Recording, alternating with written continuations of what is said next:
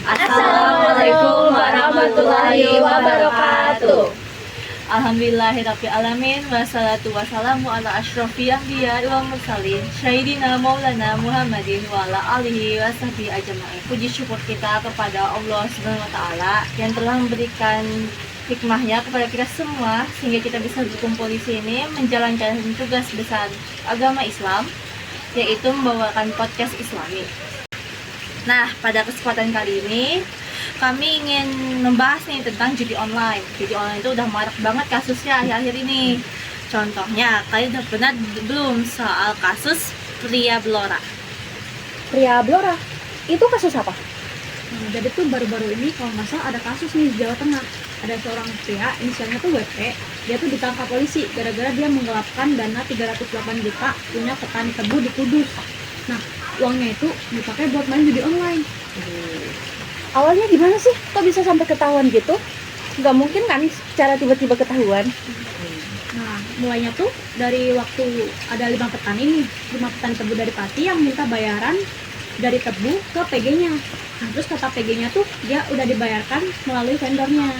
Nah, katanya pihak vendor sudah memberikan ke petugasnya, yaitu si WP ini, buat diserahkan kepada petani. Nominal uang yang diserahkan ke WP ini sebesar 308 juta loh. Wow, gede banget nominalnya. Itu buat judul semua? Nggak semua sih. Jadi uang yang diterima sama si WP ini tuh sebagian besar dipakai buat judi online. Nah, buktinya tuh didapetin dari pemeriksaan HP-nya sama m-bankingnya. Terus polisi nemu nih bahwa 308 juta ini habis. Kalau judinya juga ngeri banget tuh. Satu malam bisa sampai 50 juta. Dari 308 juta aja cuma sisa 5 juta. Yang aku pikirnya itu 308 juta itu bukan uang yang sedikit loh. Dan sisanya tinggal 5 juta. Kelihatannya itu WP-nya itu tidak mikir panjang bahwa uang sebesar itu kalau berhenti di dia terus hilang. Kan dia yang jadi tersangka utamanya kan ya. Jadi kayak WP ini sudah nggak peduli apapun, jadi yang penting uangnya nambah meskipun caranya haram gitu. Gila. Sih. Tapi ini ya, untungnya tersangka tersebut sudah dijerat pasal 372 KUHP tentang penggelapan dengan ancaman hukuman 4 tahun penjara. Tapi itu sayangnya 4 tahun tuh terlalu sebentar nggak sih buat ukuran Islam dia yang merugikan banyak banget pihak. Parah banget ya kasusnya, padahal di dalam Al-Quran itu Allah sudah menjelaskan di dalam surah Al-Maidah ayat 90. Sekarang aku bacain ya. Iya. Bismillahirrahmanirrahim. Ya ayyuhallazina amanu innamal khamru wal maisiru wal ansabu wal azlamu rijsun min amali syaitani fajtanibuhu la'allakum tuflihun. Wahai orang-orang yang beriman, sesungguhnya minuman keras, berjudi, berkurban untuk berhala, dan mengundi nasib dengan anak panah adalah perbuatan keji dan termasuk perbuatan setan. Maka jauhilah perbuatan itu agar kamu beruntung. Lalu ada juga lanjutannya di ayat 91. Innama yuridu syaitanu ayyuki'a bainakumul adawata wal baghdha'a fil khamri wal maisiri wa yasuddukum an zikrillahi wa anis sholati fa hal antum muntahun. Sesungguhnya setan hanya bermaksud menimbulkan permusuhan dan kebencian di antara kamu melalui minuman keras dan judi, serta bermaksud menghalangi kamu dari mengingat Allah dan melaksanakan sholat. Maka tidakkah kamu mau berhenti? Allah sampai bertanya mau berhenti atau enggak nih. Tapi kalau misalnya kasus-kasus rugi berjudi itu sampai sering diberitakan, berarti ya artinya judi itu memang tidak bisa diremehkan sih ya. Betul banget, apalagi setelah judi makin mudah diakses secara online, istilah judul lainnya tuh kayak makin populer di kalangan umum. Itu loh, apa tuh? Gacor. Gacor artinya mudah jackpot. Gacor itu maksudnya kemenangan besar itu yang bisa didapat dengan mudah. Padahal tidak sama sekali juga, kan malah sering tidak menang. Iya sih. Aku jadi penasaran kalau pas zaman Rasulullah tuh judinya kayak gimana ya? Nah, secara istilah judi itu disebut qimar. Qimar artinya permainan yang dimana yang menang akan mendapatkan sesuatu dari yang kalah. Sedangkan dalam Al-Quran, Allah Subhanahu wa Ta'ala menyebut dengan istilah Al-Maisir. Istilah ini terdapat pada ayat yang dibacakan tadi. Al-Maisir adalah salah satu bentuk perjudian yang dilakukan orang Arab dengan menggunakan anak panah. Unsur penting perjudian adalah taruhan. Itulah yang membuat haramnya judi. Nah, apalagi judi online, di mana orang-orang jarang melihat uang sebagai benda fisik, tapi hanya sebagai angka-angka di layar yang bisa berkurang. Tapi yakin sekali akan bertambah banyak suatu saat, taruhannya makin menjadi-jadi terus parah. Terus kenapa banyak orang yang bisa terjadi judol ya? Sebenarnya banyak faktornya sih, tapi dua faktor utama itu, yang pertama kurangnya literasi keuangan.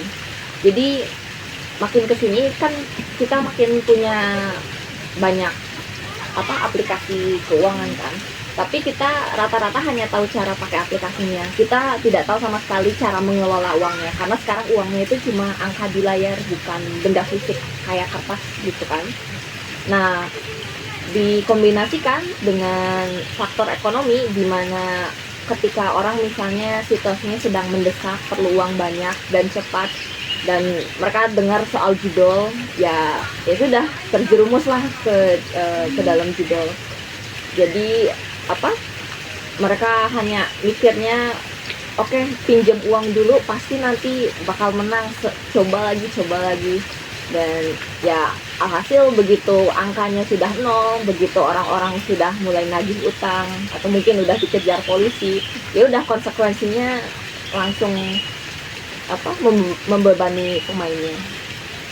Nah, jadi kasus-kasus judol itu merugikan semua pihak, terutama anggota keluarga dari pemain tersebut. Jadi judol itu dapat merusak finansial, karena orang yang terlibat judol itu akan mengeluarkan seluruh tabungan dan asetnya untuk dipertaruhkan. Nah, bahkan ada juga tuh kasus-kasus sampai di mana orang itu ngambil pinjaman, bahkan sampai terlilit hutang hanya kena judol. Selain merusak finansial, kesehatan fisik sama mental tuh juga akan terganggu. Jadi judol itu kan menanamkan pikiran kepada pemainnya, kalau orang tersebut bisa melipat gandakan hartanya. Nah, jadi saat kehilangan hartanya itu, seseorang akan merasa cemas, ketakutan dan stres. Bahkan bisa sampai ada insomnia, ada yang ketergangguan cemas, sama bahkan sampai ada yang depresi. Nah, selain itu orang-orang itu juga cenderung akan mengabaikan kebutuhan fisik seperti makan, istirahat, dan olahraga. Wah, ternyata dampak dari judol itu serem banget ya. Bisa merusak finansial, merusak fisik dan mental, dan bisa menyebabkan orang mati juga. Nauzubillah min dzalik. Astagfirullah. Nah, kalian kemarin-kemarin dengar nggak ada sebuah game yang ngebahas dampak dari kecanduan judi online? Apa tuh? Nama gamenya itu Pick Up Stop. Di dalamnya itu kalau nggak salah ya ada 6 ending yang berbeda-beda. Game ini tuh ada banyak opsi buat dapetin endingnya. Jadi benar-benar ngejelasin si butterfly effect tentang setiap pilihan-pilihan yang kita ambil, mulai dari yang good ending sampai yang worst ending. Judi online ini bisa merembet kemana-mana, bisa sampai kita ngadain barang-barang yang ada di rumah gara-gara kekurangan duit, terus pakai jasa pinjaman online, bahkan kasus terburuknya itu sampai merenggut nyawa. Banyak pesan yang bisa kita dapat dari game ini juga. Kalian bisa mainin gamenya atau nonton di streamer Indonesia yang udah namatin game ini, biar kita tuh ngerti banget loh kenapa sih judi itu efeknya tuh sangat bahaya di kehidupan kita. Iya, itulah kenapa kita harus menghindari yang namanya judol itu. Karena judol itu nggak baik. Sekarang kayaknya kita perlu bahas nih cara menghindari judol-judol itu. Gimana ya caranya? Oke, aku coba jelasin ya. Jadi langkah paling dasar yang bisa kita ambil tuh dengan digital hygiene. Nah, itu tuh dengan membersihkan cache browser. Karena biasanya algoritma iklan itu ngikutin apa yang kita klik. Terus kalau kalian pernah klik judi, iklannya bakal ngejar terus kan. Terus yang kedua mungkin bisa pakai fitur mute boards di Twitter atau di filter di Instagram buat kata-kata kayak slot, gacor, depo. Nah kayak gitu, itu tuh membantu banget buat mata kita biar nggak gatel. Terus jangan lupa juga install ad blocker atau DNS yang bakal ngeblokir konten-konten judi. Nah tapi yang penting tuh proteksi saldo digital kita. Aku selalu saranin buat orang-orang pisahin rekening utama sama e-walletnya. Kalau e-wallet kalian tuh isinya cuma receh buat bayar parkir, kalian bakal mikir 2 kali mau depo karena ribet, harus ditransfer dulu. Satu lagi mungkin hapus semua akses grup ya. Kayak ada tuh biasanya grup Telegram atau grup WhatsApp yang isinya share pola-pola judi. Nah kalian tuh jangan merasa nggak enakan buat live grupnya, itu tuh kayak racun. Admin grupnya dapat komisi dari kekalahan kalian, bukan kemenangan kalian. Dan buat yang udah kecanduan parah banget ya, bisa dimulai dari cari bantuan profesional kayak ke psikolog atau rehabilitas. Jadi tuh jangan takut dikatain gila karena kita datengin si psikolognya. Itu artinya tuh kamu udah berani buat sembuh dari kecanduannya dan gak nyembunyiin masalahnya itu sendiri. Soalnya rahasia itulah yang bikin judi makin kuat mencekik kita. Masya Allah, mantep banget tips-tipsnya. Semoga teman-teman yang menonton ini, baik yang sempat terpikirkan mau judol atau udah terlanjur terjerumus dalam dunia gelap tersebut, semoga bisa lekas sadar ya. Ingat keluarga di rumah, ingat juga ada Allah yang maha melihat.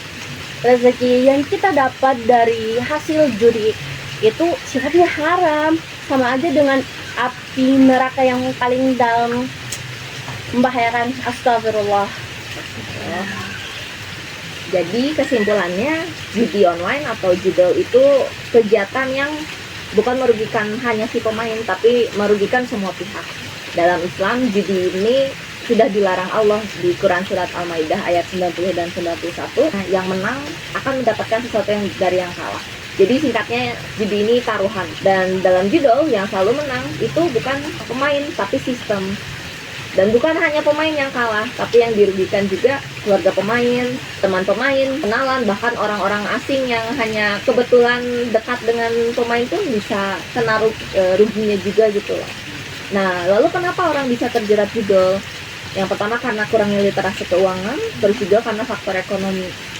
Nah, di luar efek eksternal yang memengaruhi orang-orang sekitar kita, itu juga ada efek internalnya. Jadi bisa kena insomnia, gangguan kecemasan, juga kena depresi, bahkan sampai lupa makan, lupa tidur, lupa olahraga juga. Lalu gimana cara kita menghindari judol? Kalau mau menghindari judol, intinya blokir cache browser, dibersihkan, adblocker install, terus habis itu blok semua keywords yang ada hubungannya dengan judi kayak gacor, slot, atau depo. Hapus juga semua akses di grup sosial media yang bau-baunya itu kayak bau judi gitu, hapus saja semuanya. Dan kalau misalnya sudah kecanduan, nah jangan takut untuk minta bantuan profesional, justru kamu hebat karena sudah mau menyembuhkan diri. Jadi jangan pernah biarkan ilusi keuntungan sesaat merenggut kerja keras kita, tabungan, dan masa depan yang sesungguhnya. Alihkan segera waktu uang kalian kepada investasi yang nyata lah.